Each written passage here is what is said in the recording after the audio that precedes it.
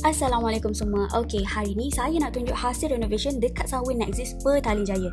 Untuk office ni, customer tak guna downlight, tak guna magnetic thread light dan tak guna mana-mana lampu lain tau. Customer memang pilih full aluminium profile lighting dari tingkat bawah sampai ke tingkat atas.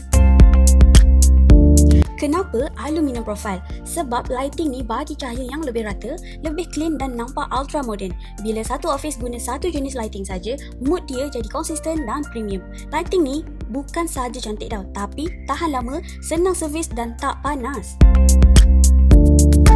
Yang menariknya, aluminium profile ni bukan setakat boleh pasang straight style saja tau, tapi boleh dipasang secara curve macam ni.